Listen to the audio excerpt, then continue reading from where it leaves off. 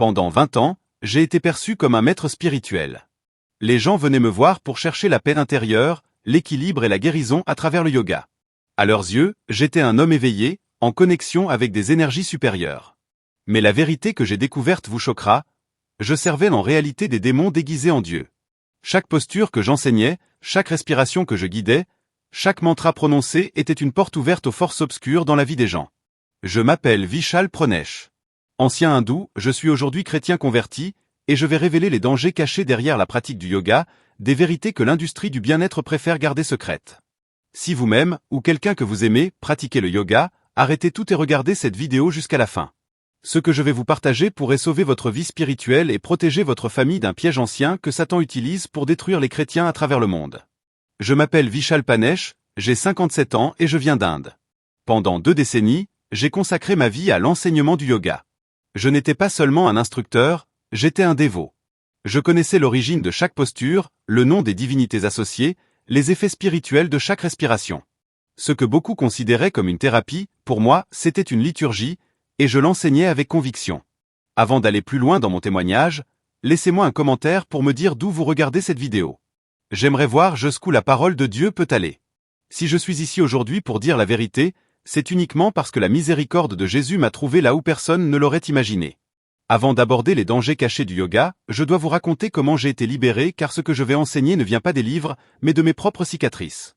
Je suis né à Kochi, dans l'état du Kerala, au sud de l'Inde. Chez nous, nous avions un autel avec des images de Shiva, Ganesha, Lakshmi et Kali. Avant même d'apprendre à écrire, je récitais déjà des mantras en sanskrit. À 9 ans, mon grand-père m'a consacré à Shiva, qu'on appelle le seigneur du yoga. À 13 ans, ma famille m'a envoyé dans un ashram à Rishikesh, où les jeunes étaient formés aux disciplines spirituelles traditionnelles. Là-bas, je vivais comme un disciple. Je me levais à 4 heures du matin pour méditer au bord du Gange. J'y ai pratiqué l'ayahuasca, les jeûnes prolongés, les mantras, le silence rituel. À 19 ans, j'étais certifié instructeur de Hatha Yoga. À 25 ans, je dirigeais des retraites spirituelles dans l'Himachal Pradesh, où j'enseignais la Kundalini, l'énergie du serpent, comme étant la puissance cachée de la conscience. Pendant des années, on me vénérait. On m'appelait Acharya, maître. Beaucoup venaient me voir pour la guérison émotionnelle, la connexion cosmique, l'éveil. Mais ce que peu savaient, c'est que la nuit, je ne dormais pas. Je faisais souvent des cauchemars. Je voyais des formes monstrueuses, je sentais des présences qui paralysaient mon corps. Il m'arrivait de perdre la capacité de parler pendant plusieurs minutes après certaines pratiques. Je me réveillais trempé de sueur. J'entendais des voix me dire des choses que je n'ai jamais osé répéter. J'ai essayé d'intensifier les rituels. Je suis allé dans un temple à Varanasi pour demander la protection spirituelle des prêtres. Mais la situation a empiré. C'est lors d'une retraite à Goa, en plein cours, que j'ai rencontré un homme nommé Daniel. C'était un occidental silencieux, qui participait mais observait surtout. À la fin de la séance, il m'a approché et m'a dit calmement. « Tu cherches la lumière, mais tu es entouré de ténèbres. Lis ceci quand tu seras seul. » C'était une Bible, traduite en hindi. Il m'a fallu des semaines pour oser toucher ce livre. Mais quand j'ai lu le premier verset de l'évangile de Jean, « Au commencement était la parole était avec Dieu, et la parole était Dieu. » J'ai senti un frisson qui m'a poussé à refermer la page. Je suis revenu le lendemain. Puis le 3e jour, j'ai éclaté en larmes. C'étaient des pleurs que je ne comprenais pas. Une douleur, mais aussi une délivrance. Cette nuit-là, seul dans ma chambre, sans encens, sans mantra, sans posture, j'ai simplement dit « Jésus, si ce qu'il y a ici est vrai, sors-moi de là. » Et il l'a fait. Dans les jours qui ont suivi, les cauchemars ont cessé. Le poids spirituel a disparu. Les voix oppressantes se sont tues. Mais je savais que ma vie ne serait plus jamais la même. L'un des plus grands mensonges de notre époque, c'est de faire croire que le yoga n'est qu'une série d'étirements et de respiration consciente. Cette version occidentalisée est une illusion édulcorée et trompeuse de ce qu'est vraiment le yoga. Je le dis avec autorité. Pendant plus de 20 ans, j'ai propagé ce mensonge sans me rendre compte du prix que j'en payais. Dans l'ashram où j'ai été formé, le yoga n'a jamais été présenté comme une activité physique. Jamais. Le corps n'était qu'un instrument. L'objectif a toujours été spirituel. Chaque posture était une salutation à une divinité. Chaque respiration une invocation énergétique. Chaque séquence, notamment le Surya Namaskar, salutation au soleil, était un rituel complet avec un début, un milieu et une fin, conçu pour aligner le pratiquant avec des puissances supérieures. Peut-être pensez-vous, Mais moi, je le fais juste pour ma santé. Je comprends. Beaucoup faisaient comme vous. Mais dans le domaine spirituel, l'intention ne détermine pas la légalité. C'est l'action qui compte. Et lorsque vous exécutez des gestes rituels créés pour honorer de faux dieux, vous ouvrez des portes. Même si ce n'est pas votre intention. J'ai vu des femmes commencer le yoga pour calmer leur anxiété, et quelques mois plus tard, elles se retrouvaient impliquées dans des pratiques ésotériques, des rituels de pleine lune, des méditations transcendantales. J'ai vu, à travers la méditation, des hommes qui cherchaient simplement l'équilibre émotionnel devenir dépendants d'énergie et de gourous. Ils pensaient prendre soin de leur corps, mais en réalité, le yoga ne vise pas à soigner le corps. Il le prépare à se prosterner devant quelque chose. Le mot yoga vient du sanskrit yuj, qui signifie joindre ou attacher. Mais joindre quoi? Le corps et l'esprit? Non. Il s'agit d'unir l'âme à la conscience cosmique, une idée totalement contraire à la foi chrétienne. Ce n'est pas l'unité avec Christ, mais une fusion avec une force impersonnelle appelée Brahman, où l'individu cesse d'exister. Ce n'est pas du bien-être, c'est l'effacement de l'identité que Dieu nous a donnée. Beaucoup me demandent, existe-t-il un yoga neutre? La réponse est claire. Non, il n'y en a pas. Même les postures les plus simples comme le guerrier, l'arbre ou le lotus ont été créées dans un système spirituel. Le yoga est un tout, vous n'avez pas besoin de signer un contrat, rien que par la pratique, vous en faites déjà partie. Et si le corps se prosterne sans comprendre pourquoi, la bouche prononce souvent des choses que le cœur ne saisit pas. C'est ainsi que, sous des mots doux, le yoga a ouvert des brèches spirituelles encore plus profondes, notamment à travers une phrase que beaucoup répètent sans réfléchir, Namaste. Je le disais tous les jours. C'était la conclusion de chaque cours, la salutation finale, la parole qui venait sceller tout ce qui venait de se passer. Ce mot semble beau, respectueux, même spirituel. Et c'est justement ce qui le rend si dangereux. Namaste est un mot sanskrit qui signifie littéralement « je m'incline devant toi ». Mais dans la tradition védique et dans le contexte du yoga, ce mot a une portée spirituelle profonde. Il signifie que le divin en moi honore le divin en toi. Cela paraît inoffensif, mais c'est là que commence la séduction. Quand j'enseignais cela à mes élèves, je leur expliquais que chacun portait une étincelle divine en lui, et que le yoga permettait de prendre conscience de ce Dieu intérieur. En d'autres termes, nous devenions des dieux potentiels. Il n'y avait plus de distinction entre créature et créateur. Dieu était quelque chose que l'on accédait de l'intérieur. Il ne fallait pas se repentir, mais s'éveiller spirituellement. Aujourd'hui, en tant que chrétien, je peux l'affirmer sans équivoque, c'est de l'auto-idolâtrie. C'est une blasphème contre le Dieu vivant. La Bible ne dit jamais que la divinité est naturellement en chaque être humain. Elle dit que nous devenons temple du Saint-Esprit après avoir reçu Jésus-Christ. En dehors de cela, l'être humain n'est pas un petit Dieu, mais une âme qui a besoin de rédemption. Quand un chrétien dit Namaste, même sans le savoir, il valide une philosophie spirituelle qui met l'homme à la place de Dieu. C'est exactement la stratégie du serpent dans le jardin d'Éden, vous serez comme des dieux. Rien n'a changé. L'offre est toujours la même, mais aujourd'hui elle se fait avec des tapis, de l'encens et des voix douces. Et le plus inquiétant, c'est que beaucoup pensent simplement être polis, respectueux. Mais dans le monde invisible, ce mot porte un poids spirituel réel. Il a une intention, une légalité spirituelle.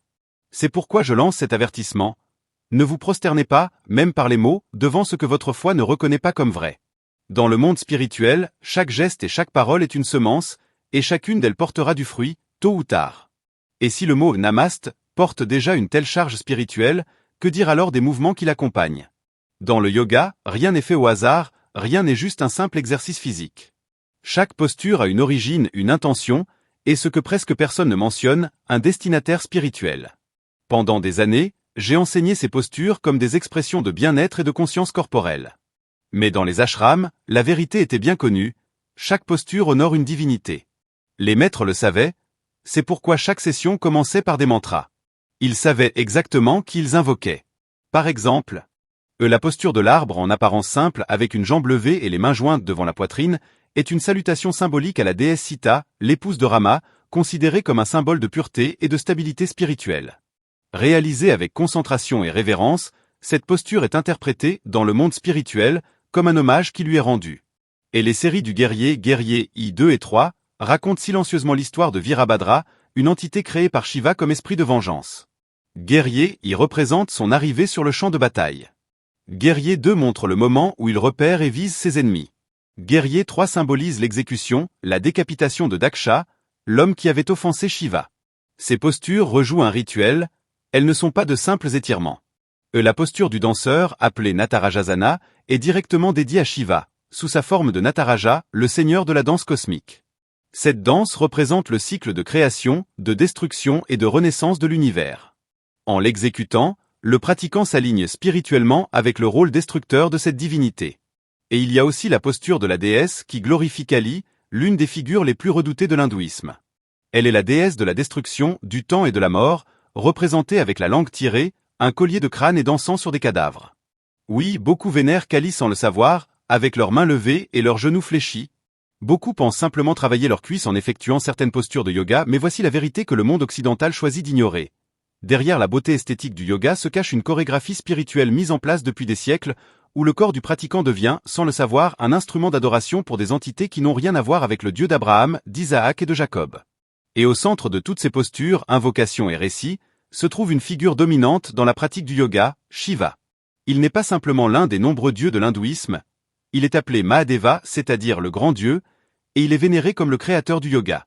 Pendant des décennies, c'est à lui que j'ai offert mon corps, mon esprit et mon âme. Dans l'ashram où j'ai été formé, se dressait une immense statue de Shiva en position du lotus, un serpent enroulé autour du cou, le troisième œil ouvert, et le trident sacré posé au-dessus de sa tête. Avant chaque cours, nous nous prosternions devant lui. Certains se contentaient d'incliner la tête, mais moi je récitais des mantras spécifiques pour invoquer la sagesse de celui qu'on appelait le destructeur de l'ignorance. Ce que beaucoup ignorent, c'est le titre que porte ce dieu. Shiva est le destructeur dans la trinité hindoue formée de Brahma, Vishnu et Shiva.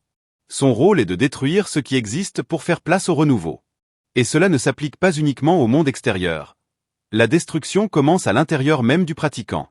Je l'ai vécu sans le comprendre. Plus je m'abandonnais à la dévotion envers Shiva, plus mon identité se dissolvait. J'ai fini par ne plus me reconnaître moi-même. J'avais l'impression constante d'être observé. Même dans le silence, des voix se manifestaient pendant mes méditations. Ce n'étaient pas des intuitions cosmiques, mais des ordres, des instructions qui me laissaient souvent épuisé, tendu et troublé. Lors de retraites avancées, j'ai participé à des rituels nocturnes dans des forêts, où nous dansions en cercle autour d'images de Shiva, invoquant sa présence destructrice. J'ai vu des gens s'évanouir, convulser, hurler des phrases qu'ils ne pouvaient même plus répéter ensuite. On appelait cela libération d'énergie, mais aujourd'hui, je sais que c'était une oppression spirituelle. Le yoga n'est pas né dans une clinique de kinésithérapie, mais au pied de Shiva, dans des grottes, des forêts et des temples, à travers des rituels et des sacrifices. Et lorsque vous entrez dans cet univers, même en portant des vêtements de sport et une bouteille d'eau, vous pénétrez un territoire sacré, mais pas sacré pour le Dieu véritable. Je ne faisais pas que croire en Shiva, je le servais. Et je peux l'affirmer avec certitude, il n'est pas un symbole d'équilibre. Il est l'esprit derrière la confusion spirituelle que le yoga transporte encore aujourd'hui. Si Shiva était le centre de ma dévotion dans le yoga, il y avait aussi d'autres noms, d'autres entités qui jouaient un rôle important dans les pratiques, de manière encore plus subtile, déguisée et dangereuse. Je parle ici de Ganesha et de Shakti, deux idoles que même les occidentaux qui pratiquent le yoga sans en comprendre la portée, honorent par des gestes doux, des postures simples et des mots soi-disant anodins.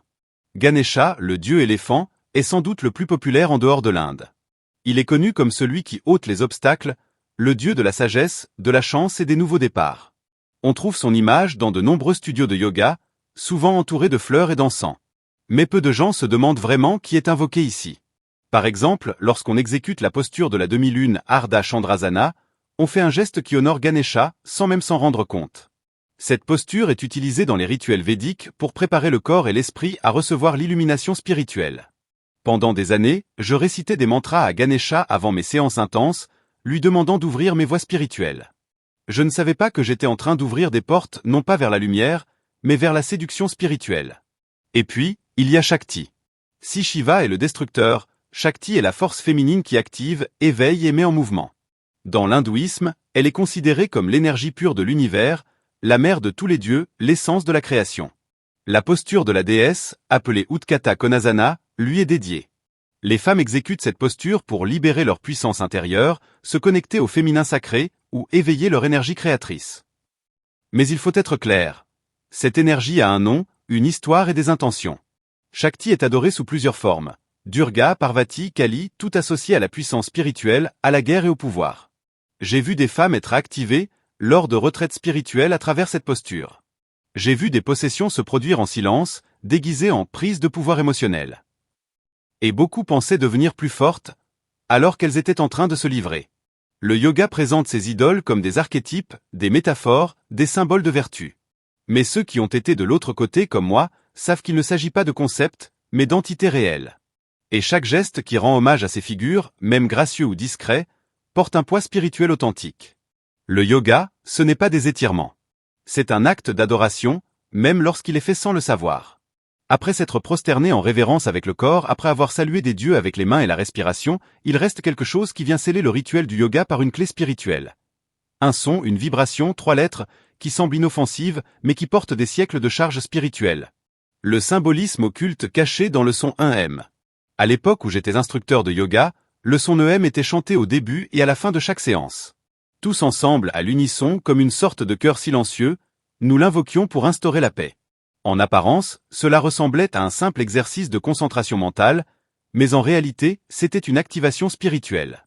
Dans la tradition védique, un M est considéré comme le son sacré de l'univers, la vibration primordiale, la fréquence à l'origine de toute chose existante. En le prononçant, selon les enseignements hindous, on se connecte à l'énergie cosmique, à la conscience suprême, à l'esprit universel, appelé Brahman. Mais voilà le problème. Cette conscience n'est pas le Dieu de la Bible.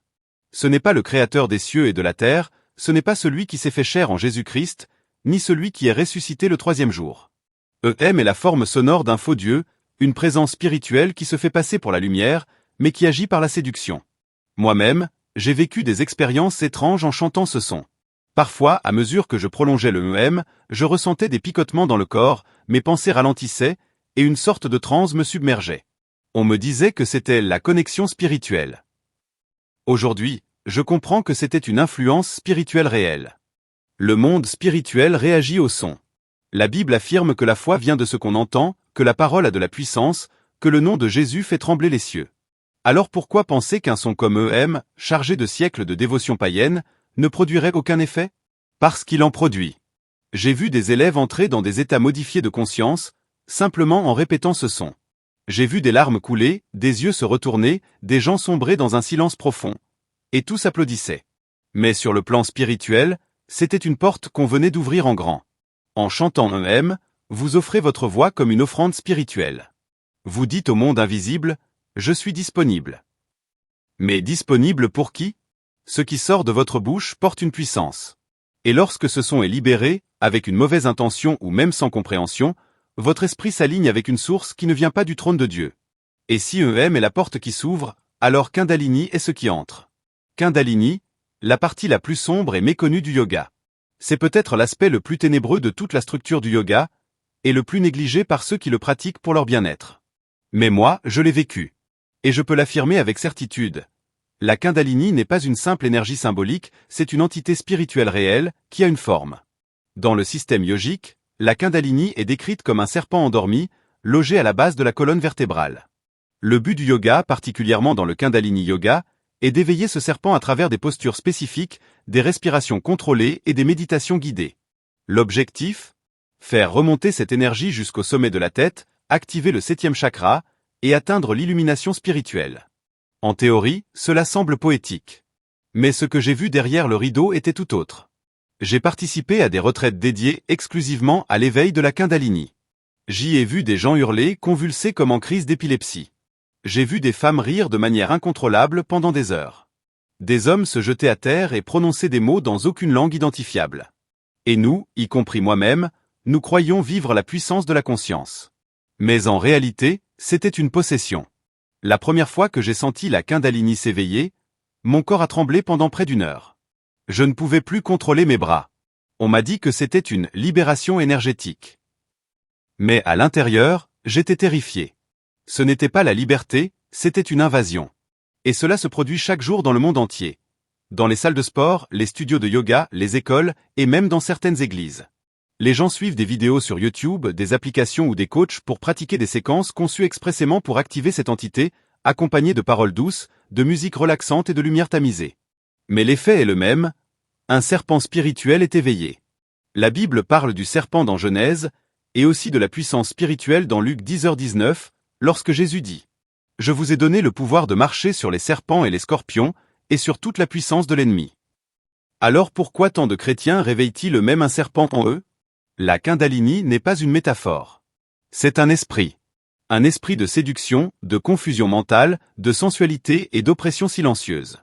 Beaucoup croient s'élever spirituellement. En vérité, ils descendent dans des pièges camouflés sous une apparence de lumière. Ceux qui ont vu le serpent de près savent qu'il ne vient pas pour guérir. Il vient pour dominer. Les chakras, le chemin du serpent. Et si la Kundalini doit monter par un chemin, ce chemin a un nom, les chakras. Le monde les présente comme des centres d'énergie responsables des émotions, des blocages et de l'équilibre intérieur. Mais ce que j'ai appris et enseigné moi-même, c'est que les chakras sont bien plus que ça. Ce sont des portails spirituels. Des canaux d'accès. Et quiconque les active donne une autorisation, même sans comprendre ce qu'il fait. Selon les textes védiques, il existe 7 chakras principaux, alignés le long de la colonne vertébrale. Le premier, à la base, est lié à la survie. Le deuxième, à la sexualité. Le troisième, à l'ego. Jusqu'au 7e, au sommet du crâne, censé représenter la connexion avec la conscience suprême. Pendant les années où j'ai exercé comme maître de yoga, j'ai vu des centaines de personnes vivre ce qu'on appelait des processus de déblocage.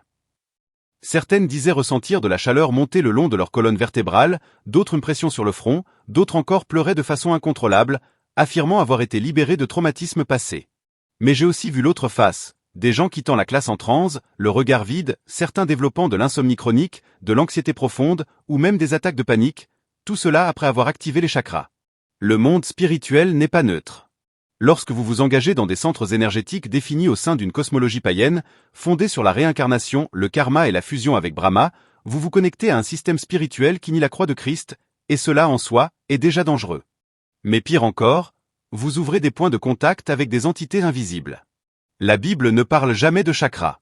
Dieu ne nous a jamais ordonné de libérer notre énergie par des postures, des respirations ou des visualisations. Il nous a appelés à la sainteté, à la prière, à la transformation de l'esprit par la parole. Tout chemin spirituel qui promet une activation intérieure sans repentance ni Saint-Esprit est un mensonge, et plus encore, c'est un danger. Aujourd'hui, beaucoup de chrétiens vivent dans l'oppression, l'instabilité émotionnelle, la fragilité psychologique, sans comprendre pourquoi. Mais s'ils ont activé ces points énergétiques, même inconsciemment, ils ont peut-être ouvert une porte à une influence spirituelle cachée. Dieu n'approuve pas les raccourcis spirituels. Il ne partage pas sa gloire avec les philosophies orientales. Et même si les chakras semblent mystiques ou scientifiques, ils font partie d'un système spirituel qui contredit l'autorité de la croix et invite l'ennemi à occuper un territoire qui revient seulement à Jésus-Christ. Quand une personne entre pour la première fois dans une salle de yoga, l'adoration est probablement la dernière chose à laquelle elle pense. La plupart des gens viennent pour des raisons simples. Mal de dos, anxiété, stress, insomnie. Et je le sais, parce que j'étais moi-même la porte d'entrée pour des centaines de personnes. Je les accueillais avec des tapis alignés, un peu d'encens doux, un sourire paisible. Mais derrière cette ambiance sereine se cachait un chemin spirituel soigneusement structuré. Le yoga ne commence jamais en parlant de Shiva, de Kundalini ou de chakra.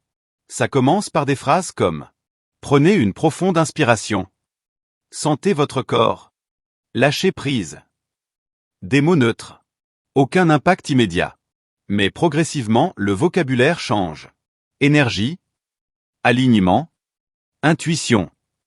Puis, conscience supérieure, lumière intérieure, connexion avec le tout. Et à ce moment-là, le pratiquant est déjà entré dans une dimension spirituelle qu'il n'a pas consciemment choisie, mais qu'il a acceptée par l'habitude. Cette transition du physique vers le spirituel est lente, silencieuse, mais redoutablement efficace. C'est comme cela que beaucoup de mes élèves ont commencé.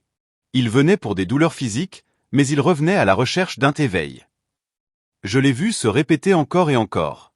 Ils voulaient plus que des étirements. Ils commençaient à s'intéresser aux livres, aux mantras, aux méditations guidées. Certains me demandaient même comment accélérer le processus. Et moi, pensant les aider, je leur enseignais. Mais cette transition qui paraissait naturelle, était en fait un déplacement spirituel, un changement d'autorité. La personne cessait de chercher le réconfort auprès de Dieu et commençait à chercher des réponses et des sensations. C'était comme échanger l'autel pour un tapis, la prière pour la respiration, le Saint-Esprit pour une énergie impersonnelle qui ne demande ni repentance, ni sainteté, juste de la soumission. Beaucoup disent « Je le fais juste pour mon bien-être ». Mais la vérité est que le yoga n'a jamais été conçu pour le bien-être. Ça, c'est du marketing moderne. À la base, le yoga a toujours été un chemin d'initiation spirituelle. Et même si vous entrez sur ce chemin avec de bonnes intentions, vous marchez sur une route conçue pour vous éloigner de la croix et vous rapprocher d'une autre source. C'est cela, le piège le plus efficace du yoga. Il ne fait pas peur. Il ne choque pas. Il ne nécessite aucun rituel explicite. Il remplace simplement la vérité petit à petit, jusqu'à ce que le pratiquant se sente spirituel sans jamais être né de nouveau. C'est ce que le yoga m'a fait, et c'est ce qu'il fait à des milliers de personnes chaque jour, en silence. Et c'est précisément par cette transition subtile que le yoga s'est répandu dans le monde entier. Non pas comme une religion, mais comme un remède. En Occident, il s'habille en soin de soi, il se présente comme un soulagement. Il se vend comme une solution aux problèmes modernes. Mais derrière cette apparence de bien-être, il y a une spiritualité camouflée, et elle est très active. Quand j'ai commencé à enseigner dans des centres urbains et des stations balnéaires, j'ai vu de mes propres yeux comment le yoga était consommé. Le marketing ne disait jamais « Connectez-vous à Shiva » ou « Honorez Kali ».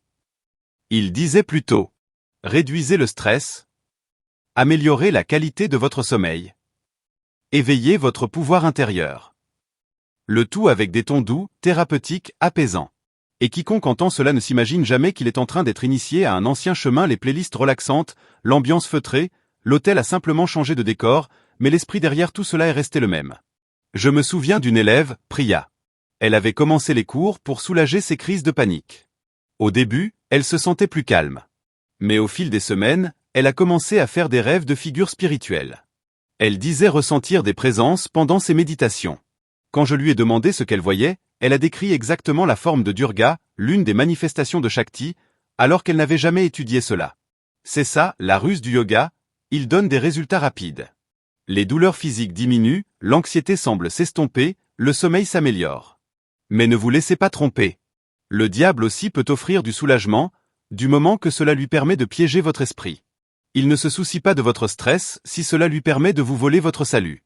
C'est pour cela que le yoga fonctionne au début. Car s'il ne fonctionnait pas, personne ne continuerait. Mais ce soulagement initial est un appât. Le poison vient ensuite. Éloignement de la foi, et tiédeur spirituelle, indifférence envers la parole, perte du goût pour la prière. Petit à petit, le pratiquant commence à croire davantage aux énergies qu'en Christ. Et quand il s'en rend compte, il ne reconnaît plus la voix du Saint-Esprit. Le bien-être en soi est une bonne chose. Dieu veut que nous ayons la paix. Mais la vraie paix ne vient pas des postures, ni des chakras. Elle vient du sang de Jésus. Et toute autre source de paix qui cherche à remplacer cette vérité est un déguisement. C'est justement ce faux sentiment de paix qui a conduit même des chrétiens sincères à tomber dans un piège spirituel dangereux. Ils se disent « Mais si mon intention est bonne, rien de mauvais ne peut arriver. » Mais le monde spirituel ne fonctionne pas selon l'intention. Il fonctionne selon des principes, des lois, une légalité spirituelle. Et beaucoup de chrétiens récoltent aujourd'hui des tempêtes, parce qu'ils ont ouvert des portes sans le savoir. Durant mes années comme enseignant de yoga, j'ai rencontré des dizaines de personnes qui disaient « J'appartiens à Jésus, mais je fais du yoga seulement pour les bienfaits physiques. » Ils étaient convaincus que, puisqu'ils n'adoraient pas consciemment d'autres dieux, ils ne faisaient rien de mal. Mais la réalité spirituelle est bien plus complexe que cela. Le monde invisible ne répond pas à vos paroles. Il réagit à vos actions. Quand vous entrez dans une posture créée pour honorer Shiva, vous communiquez quelque chose, même en silence. Quand vous chantez un mantra sans en connaître le sens, vous donnez une permission. Quand vous méditez selon une voie spirituelle orientale, vous offrez votre esprit comme champ d'influence. Et souvent, l'ennemi n'a pas besoin d'un rituel complet. Une porte entr'ouverte lui suffit. La Bible est claire. Ne donnez pas accès au diable. Éphésiens 4h27. Mais le yoga, même sans intention spirituelle, crée cet accès. Un point de contact. C'est pourquoi tant de chrétiens aujourd'hui ont et l'esprit confus, une foi qui s'éteint, des cauchemars, de l'anxiété inexpliquée, des troubles spirituels qu'ils n'arrivent pas à résoudre, même par la prière. Parce que quelque part, ils ont ouvert une porte en s'inclinant devant un système spirituel déguisé en exercice physique. J'ai personnellement vu des gens qui fréquentaient l'église commencer à s'éloigner de la communion fraternelle après avoir pratiqué le yoga. Ils disaient « Je trouve ma propre spiritualité. Je n'ai plus besoin de religion. » Mais ce qui semblait être la liberté, c'était en réalité une déconnexion avec la vérité. La légalité spirituelle, c'est comme un contrat. Vous ne l'avez peut-être pas lu, mais si vous l'avez signé avec votre corps, votre souffle, votre âme, le monde spirituel le reconnaît. Et là où un contrat a été établi avec les ténèbres, la lumière de l'esprit ne se manifeste plus pleinement. Ce n'est pas une parole de condamnation. C'est un appel au discernement. Dieu est juste, mais il est aussi saint. Et il ne partage pas l'espace avec des pratiques qui exaltent d'autres dieux, même si elles sont présentées sous le nom de soin de soi. Et quand ces failles spirituelles sont ouvertes, même par ignorance, quelque chose commence à se manifester. Pas forcément de manière forte ou évidente, mais de manière subtile, organisée, silencieuse. Parce que dans les salles de yoga, derrière les lumières tamisées et la musique apaisante, il y a des présences spirituelles que peu peuvent discerner. J'étais dans ces salles. J'en ai dirigé beaucoup. J'ai vu des gens entrer épuisés émotionnellement, à la recherche de paix. Mais j'ai aussi vu que, pendant les pratiques les plus intenses, l'atmosphère changeait. L'air devenait plus lourd. Le silence semblait anormal. Et certains comportements revenaient comme un schéma spirituel répétitif. Il y avait des séances où, juste après certains mantras ou postures avancées, des élèves se mettaient à trembler de manière incontrôlable. D'autres sortaient essoufflés, avec un regard absent, comme s'ils avaient franchi une ligne invisible. Je me souviens d'une femme qui, pendant une méditation, a commencé à rire de façon incontrôlable, avec un rire guttural étrange, son corps tremblant au sol. Plus tard, elle a dit avoir ressenti comme une libération. Mais la paix qui a suivi était artificielle. Et peu après, elle a commencé à parler de troubles du sommeil, de visions, de tourments spirituels. Tout cela était courant. Et moi, en tant qu'enseignant, j'étais formé à interpréter ces manifestations comme des signes de progrès spirituel. Mais ce que je voyais réellement, c'était des manifestations d'oppression, des esprits à l'œuvre, des influences spirituelles déguisées en lumière. Spirituelles totalement incompatibles avec l'Évangile. Mais même sans mentionner les dieux, l'atmosphère était spirituelle. La musique de fond n'était pas neutre. Les mantras, même sans traduction, portaient des invocations. Les postures n'avaient pas changé. C'étaient les mêmes que celles enseignées dans les temples hindous avec la même fonction, simplement pratiquées dans des salles de sport modernes, climatisées. À ce moment-là, entrer dans cette salle n'était plus un simple exercice physique, c'était un territoire spirituellement consacré. Pensez-vous que les démons se manifestent seulement lors de rituels explicites avec des bougies et des sacrifices? Non. Ils se nourrissent d'adorations déguisées. Ils agissent dans des espaces préparés pour un honneur caché. Et le yoga, avec ses origines, ses symboles, ses sons et ses postures, crée exactement ce genre d'environnement. J'ai vu des possessions déguisées en illumination, des crises interprétées comme des libérations d'énergie bloquée, des regards se retourner durant des méditations guidées, des gens perdre totalement le contrôle d'eux-mêmes, tout cela au nom d'une prétendue connexion avec le divin. Ces salles n'étaient pas neutres. C'étaient des hôtels modernes, décorés de plantes et de phrases inspirantes, mais spirituellement consacrés à des puissances qui n'ont rien à voir avec le Christ. Et chaque séance était une véritable cérémonie. Donc, si vous pensez que le yoga n'est que de l'étirement physique, alors vous n'avez pas encore vu ce qui commence réellement à bouger. Quand tout le monde ferme les yeux. Et si des démons se manifestaient déjà dans des salles de yoga ordinaires, qu'en est-il quand ces mêmes pratiques sont introduites dans les églises? Oui, ce qui était auparavant reconnu comme un rite païen est désormais présenté dans des temples chrétiens, comme des activités de relaxation, de guérison émotionnelle, voire de yoga chrétien. Et je dois dire cela avec crainte et tristesse. Ce n'est pas juste une erreur, c'est une contamination de l'autel. Ces dernières années, alors que je participais à des retraites et enseignais dans des centres urbains, j'ai vu un phénomène grandissant. Des églises commençaient à adapter le yoga pour attirer plus de monde.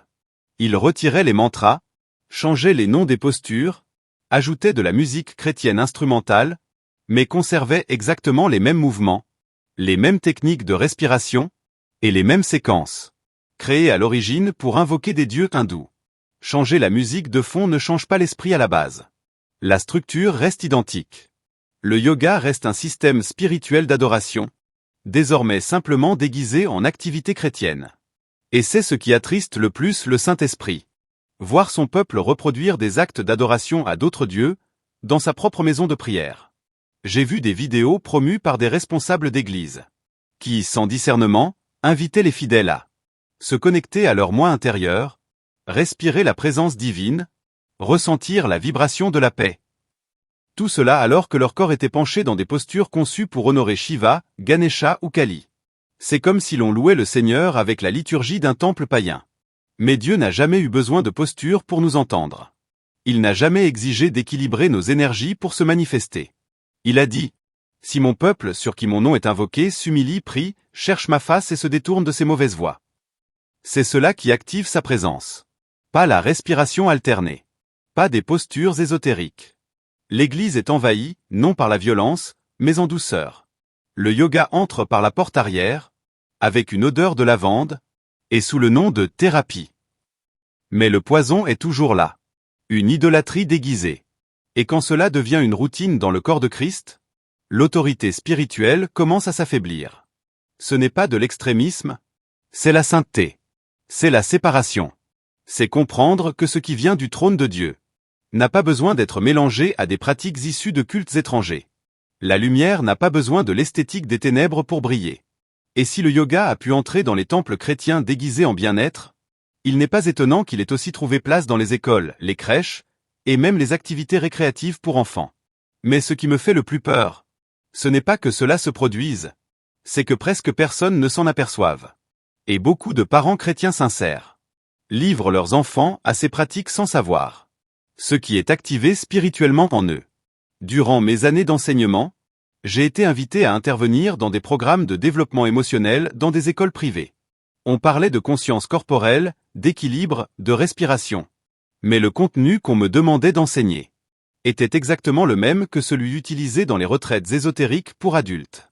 Les mêmes postures, les mêmes séquences, les mêmes principes cachés, simplement présentés avec des voix douces, de la musique joyeuse, et des noms enfantins comme la posture du chaton, et du héros, de la fleur.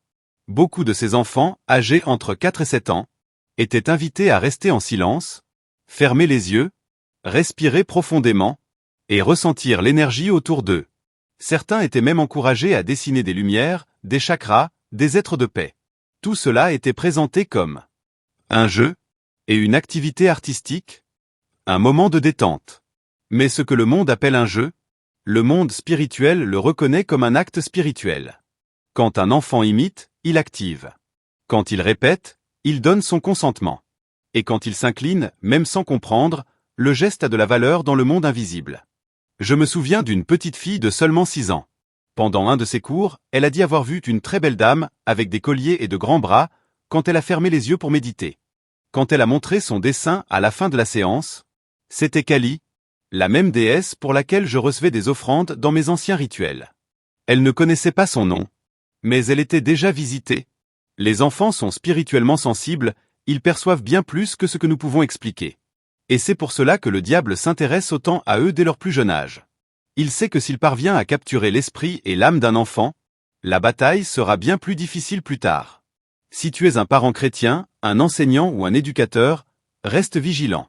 Le yoga pour enfants n'est pas un simple jeu ou une activité récréative. C'est un rituel déguisé. Et quiconque aime véritablement ses enfants ne les confie pas à l'ennemi pour qu'il leur enseigne comment respirer en dehors de la présence de Dieu. Peut-être qu'après tout cela, tu te poses la question. Mais qu'en est-il de la paix que tant de gens disent ressentir? Et des bienfaits physiques? Du soulagement émotionnel? Je comprends parfaitement cette question. Parce que moi aussi, j'ai ressenti ces effets. Pendant des années, après une pratique intense, je me sentais plus léger, plus calme, soulagé. Mais aujourd'hui, je sais que ce n'était pas la paix. C'était une anesthésie spirituelle. Le yoga donne des moments de silence, mais n'enseigne jamais à écouter la voix de Dieu. Il apprend à contrôler la respiration, mais jamais à crier à l'aide. Il donne un certain contrôle physique, mais ne confronte jamais les péchés de l'âme. Ce qu'il offre, c'est une guérison contrefaite. Il nettoie la surface, mais laisse les racines pourrir. Ce n'est que lorsque j'ai rencontré la vérité en Christ que j'ai compris la différence. La paix que Jésus donne ne dépend pas de la posture du corps, de l'alignement des énergies, ni d'un environnement calme. La paix de Jésus survient en plein chaos. Elle envahit ton cœur quand tu confesses, que tu t'abandonnes et que tu lâches prise. C'est exactement l'opposé de ce que le yoga enseigne. La première fois que je me suis agenouillé, ce n'était pas sur un tapis de yoga, mais au sol, dans ma chambre. Seul, sans musique, sans instructeur. Avec seulement ma Bible ouverte à Jean 14h27. Je vous laisse la paix, je vous donne ma paix. Je ne vous donne pas comme le monde donne. Ce jour-là, j'ai compris que tout ce que j'avais cherché pendant des décennies, la stabilité émotionnelle, le sens spirituel, la paix intérieure, ne se trouvait pas en moi, mais en lui. Et plus je me suis vidé des concepts appris dans le yoga, plus je me suis rempli de la véritable présence du Saint-Esprit. Beaucoup restent attachés au yoga parce que ça fonctionne, jusqu'à un certain point. Ça organise le corps, apaise l'esprit, camoufle les blessures, mais ça ne transforme jamais l'âme. Ça ne confronte jamais le péché, et ne conduit jamais à la croix. Et une paix sans la croix, ce n'est pas la paix. C'est une distraction. Aujourd'hui, je suis convaincu que seul Jésus guérit complètement. Lui seul m'a libéré de l'oppression spirituelle que le yoga dissimulait si bien. Lui seul m'a donné un vrai repos, pas seulement pour le corps, mais pour l'éternité. Si tu es fatigué des solutions temporaires, de la guérison incomplète, des silences vides, il existe un nom au-dessus de tout nom. Venez à moi, vous tous qui êtes fatigués et chargés, et je vous donnerai du repos. Si tu as lu jusqu'ici, c'est que quelque chose en toi reconnaît que ce message n'est pas qu'une information. C'est un avertissement spirituel. Et si cela t'a touché d'une quelconque manière, je veux te demander une seule chose. Ne laisse pas cette graine mourir. Prie, demande au Saint-Esprit, cherche le discernement. Car ce qui semble insignifiant, comme une simple posture de yoga, peut affecter des zones de ta vie que tu n'imagines même pas. Il m'a fallu des années pour comprendre ce qui me maintenait enchaîné. Aujourd'hui, je remercie Dieu de m'avoir libéré à temps. Mais beaucoup vivent encore dans cette oppression déguisée, pensant chercher l'équilibre, alors qu'en réalité, ils s'éloignent de la vérité. Cette chaîne existe pour transmettre ce type de messages, des témoignages réels, des révélations profondes, des délivrances fondées sur la vérité de la parole. Mais pour continuer avec qualité, régularité et impact, nous avons besoin de ton aide.